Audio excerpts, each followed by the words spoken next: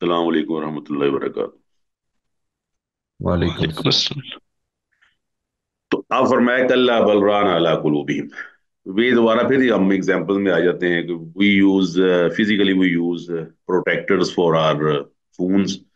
तो प्रोटेक्टर का फायदा ये होता है कि आपका फोन जो है वो स्क्रैच से बच जाता है, स्क्रैच वहां तक नहीं पहुंचते। तो जब दिल पे जंग लग जाए, बल लानहुमुल्लाहु बिकुफ्रिहिम, अल्लाह फरमाता है कि ये जो लोग हैं ना, जो कहते हैं जी हमारे दिल बल कुल क़ालू क़ुलूबुना गुल्फ, ये हमारे दिलों पे गिलाफ चढ़े हुए हैं, तो फरमाया ये वो लानत के गिलाफ हैं, वो लानत की लेयर्स हैं जो इनके कामों की वजह से इनके दिल पे चढ़ गई हैं, लिहाजा अब इनका दिल जो है वो देख नहीं पा रहा।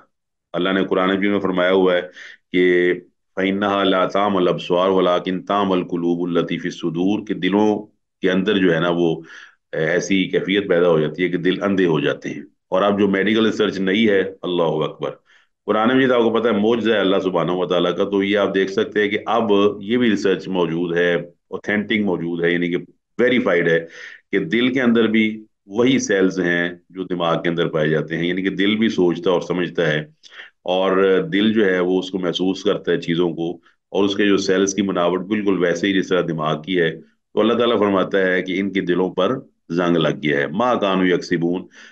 अब जंग उतारने का तरीका अल्लाह ने क्या बयान किया है? सर, मौत को याद करना और कुरान पढ़ना। जी।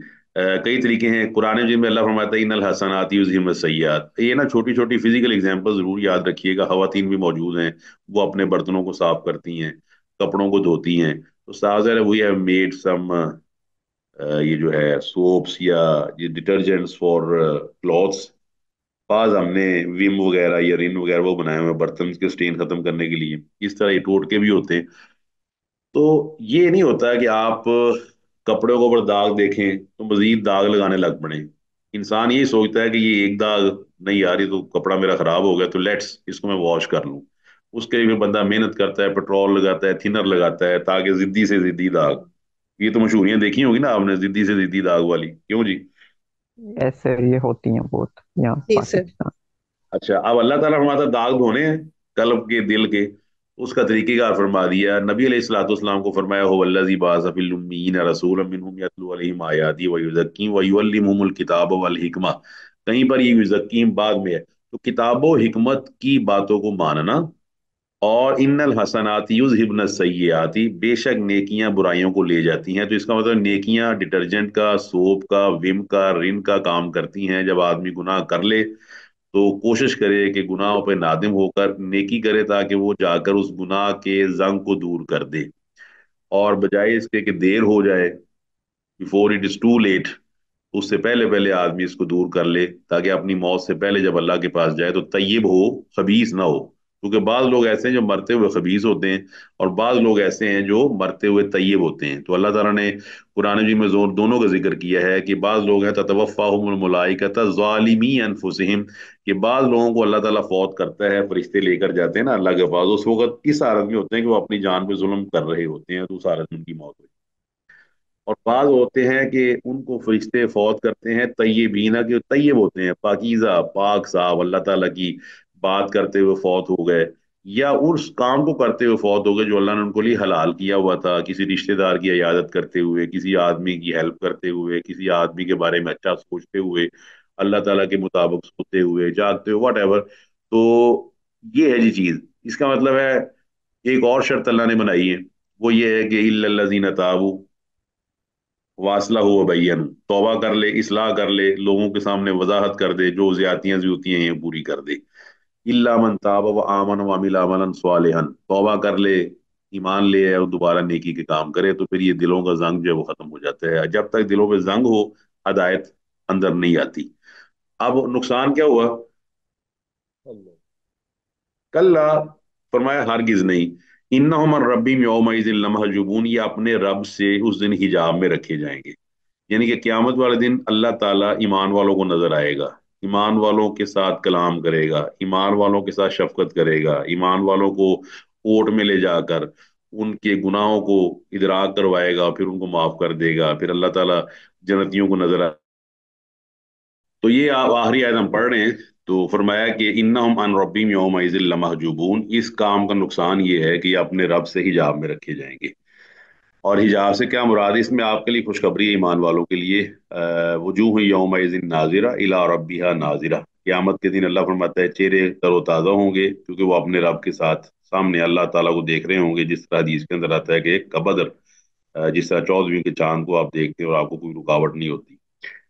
تو اس کو نا آپ صرف اتنا کیجیے گا کہ ہمارا سلیبس تو یہاں تک ہی ہوگا، آیت نمبر 15 تک، لیکن آپ نے نا اس کو کوشش کر کے نا کچھ آگے جا کے تو ایمان والوں کی صفتیں پڑھ لینی ہے۔ میں ایک دو ترجمہ کر دوں تاکہ آپ اچھے نوٹ پہ کلاس کو ختم کریں۔ یہ جو ہے نا، یہ ان الابرار لفی نعیم، کے بے شک نیک لوگ نعمتوں میں ہوں گے، علل ارائک ینظرون، اور وہ تختوں پر بیٹھے دیکھ رہے ہوں گے۔ تو یہ انشاءاللہ جب آپ آیات پڑھیں گے تو اللہ سے دعا کیجیے گا کہ اللہ تعالیٰ آپ کو ان لوگوں میں شامل فرمائے۔ تو یہ ہے جی آپ کا آج کا سبق اور لیکچر، یہ مکمل ہو گیا ہے، اور امید کی جاتی ہے اب 2-3 منٹ آپ نے دینے ہیں، اس لحاظ سے کچھ کوشچنز ہیں آپ کے ذہن میں، ایک دو وہ پوچھ لیں، اور اس کے بعد آپ یہ بتائیں کہ آپ کا یہ سیمیسٹر کیسا گزرا اور کس طرح آپ نے محسوس کیا ہے۔ اور جو آپ کا سلیبس ہے وہ انشاءاللہ آپ کے ساتھ گروپ میں شیئر کر دوں گا آج کل میں، ٹھیک ہے جی؟ جی،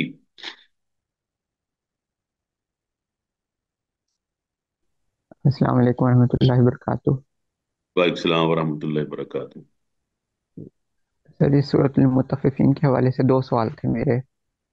جی جی پہلا تو یہاں یہ جہاں پہ برے لوگوں کے امان نامے نا، وہاں لکھا ہوا ہے کہ سجین میں ہوں گے، اور آگے وما ادراک ما سجین، لیکن جب ہم علیون پہ آتے ہیں تو پہلے علیین ہے اور اس کے بعد وما ادراک ما علیون ہے۔